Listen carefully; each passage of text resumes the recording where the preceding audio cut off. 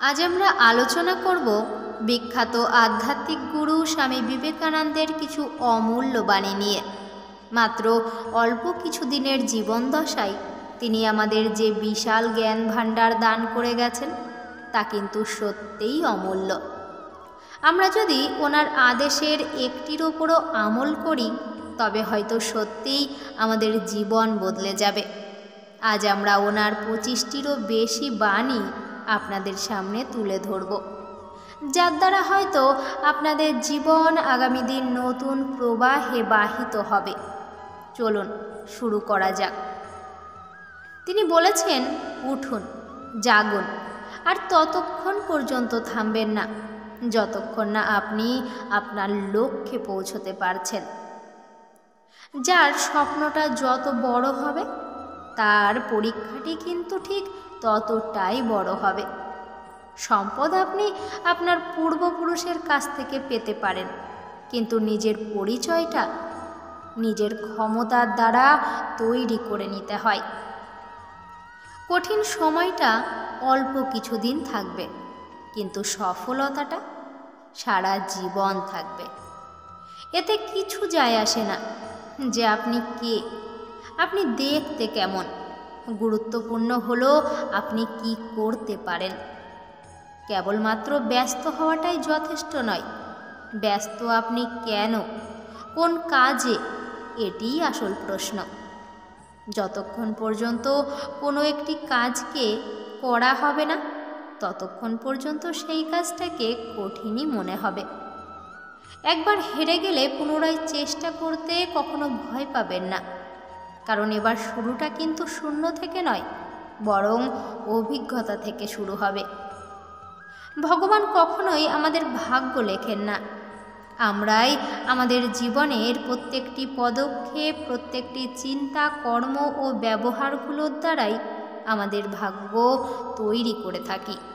ভরসা খুব মূল্যবান একটি জিনিস, যা আশা করা যায় না সবার মধ্যে।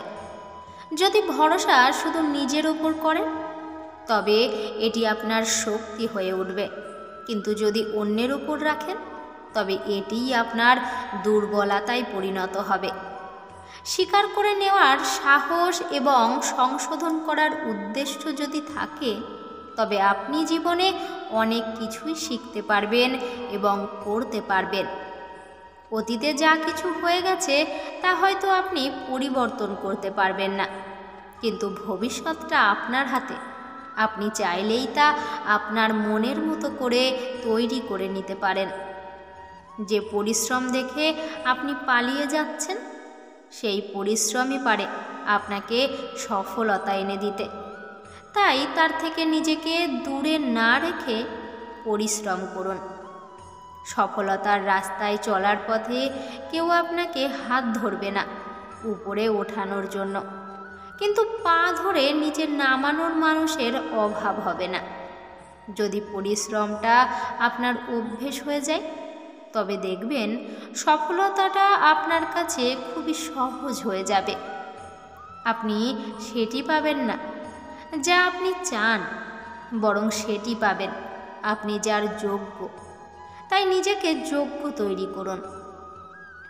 আপনার জন্য খারাপ খবর হলো সময় অনেক কম, কিন্তু আপনার জন্য একটি ভালো খবরও আছে, যেটি হলো সময় এখনও কিন্তু চলে যায়নি।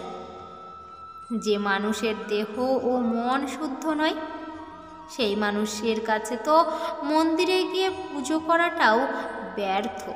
যদি আপনি নিজেকে জিতে নিতে পারেন তবে আপনি সমগ্র বিশ্বটাকেও সহজেই জিতে নিতে পারবেন। যদি আপনি সঠিক হন তাহলে তা প্রমাণ করার চেষ্টা করবেন না, চুপ থাকুন, সময় সব কিছুর জবাব দেবে। মনের মতো কাজ পেলে তো মূর্খও করতে পারে, কিন্তু যে সকল কাজকেই মনের মতো করে নিতে পারে সেই বুদ্ধিমান, কারণ কোনো কাজই ছোট নয়। যে যেমন বীজ বপন করবে সে তেমনই ফল পাবে। আমরাই আমাদের ভাগ্য তৈরি করি, তাই কাউকে দোষারোপ করবেন না।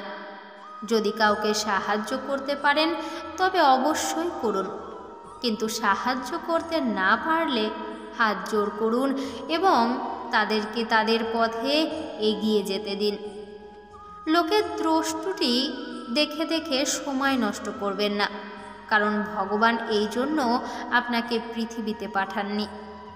একটি সময়ে মাত্র একটি কাজ করুন এবং তা আপনার সর্বস্ব দিয়ে করুন, দেখবেন অবশ্যই সফল হবেন। স্বামী বিবেকানন্দ বলেছেন, এই ব্রহ্মাণ্ডের সমস্ত শক্তিই আপনার মধ্যে আছে, তাই কখনো ভয় পাবেন না, বরং এগিয়ে চলুন সত্যের পথে, সত্যের সাথে। অবশ্যই আপনার জীবন সফলতায় ভরে যাবে। আজকের মতো ভিডিওটি এই পর্যন্তই। দেখা হচ্ছে পরের ভিডিওতে। ততক্ষণ সবাই খুব ভালো থাকুন, সুস্থ থাকুন এবং যাওয়ার আগে আমাদের চ্যানেলটিকে সাবস্ক্রাইব করে রেখে যেতে ভুলে যাবেন না। ধন্যবাদ।